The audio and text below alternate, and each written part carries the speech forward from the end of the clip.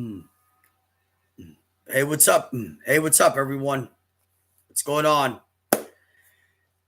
So, um, because of where I sit and stand and have been placed eternally now, I now hearken back to when I was um, standing at the very bridge of Theophilus Wolfgang Amadeus Mozart's childhood in Salzburg, Austria, across from his childhood home, and I was overlooking the river from the bridge. Um, and even though I wasn't where I'm at now, I sensed that there would be a certain type of becoming that I would step into, but I just wasn't quite sure yet what that would be. Um, no offense, but uh, the actor that portrayed our Theophilus Mozart in Amadeus, not talking about acting, but talking about in terms of race and aesthetics, no. Um, Absolutely not. Absolutely not. Okay.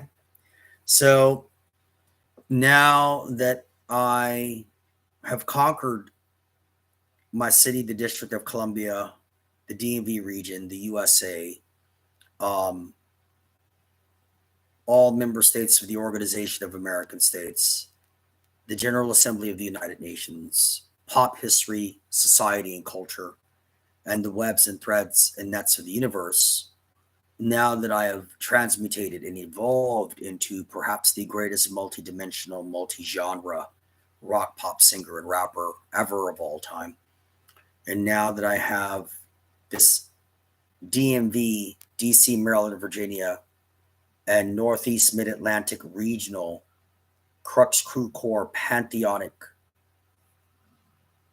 studio productions, projects, album debut, virtual, remote, or live performance team, real, true, come to life, Sergeant Pepper's Lonely Hearts Club Band album cover, roster, and assembly of giants, gargantuans, titans, and colossals of pop recording history, who did all of A to Z musically and historically with 66 plus living and dead icons and superstars of pop recording history, and 30 plus marquee monarchs of every genre of the mainstream and underground of the 100th anniversary of pop recording history and culture plus. And how these marquee monarchs and icons and legends and superstars that my team did all with sold a minimum combined total of 20 billion plus records worldwide, minimum combined, since Chuck Berry and rock and roll. Um, it's just astonishing where I'm at.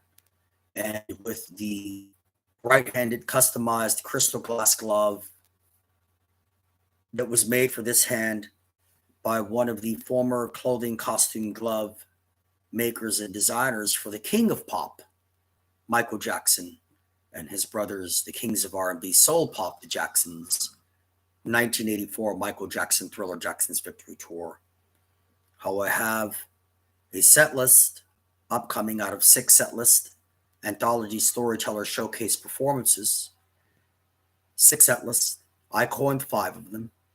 And the king of rock and roll, Elvis Presley's former music director, of his Sweet Inspirations, his warm-up opening act, and group of background singers, created and produced with me and for me a set list of 7 to 10 Elvis songs for me to sing. And I think to myself, Elvis sold 1.5 billion records worldwide. Michael Jackson sold 1.5 billion records worldwide. They both each had like 20 to 30 number one hit songs individually. Michael Jackson's Thriller is the highest selling album of all time, certified diamond 34 times by the RIAA. Sold 70 to 100 million plus. Elvis has 106 certified gold, platinum, and multi-platinum albums, and it just goes on and on and on. And, and I've got on my team James Brown's former personal drummer and Aretha Franklin's last final keys sax player and formerly guitarist of Bob Marley and the Wailers, and just goes on and on. And now I think back when I stood at that very bridge overlooking the river across from Mozart's childhood home in Salzburg, Austria, decades ago.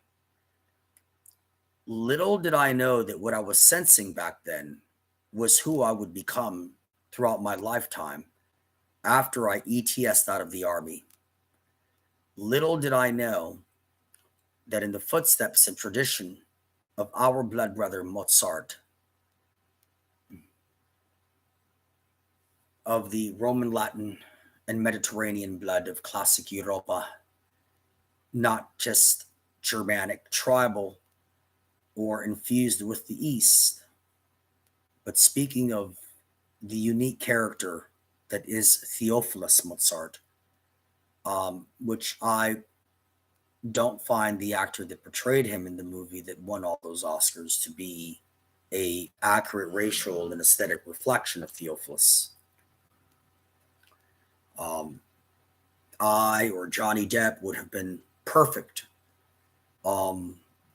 with the costume and the wig and the makeup and everything, I would say.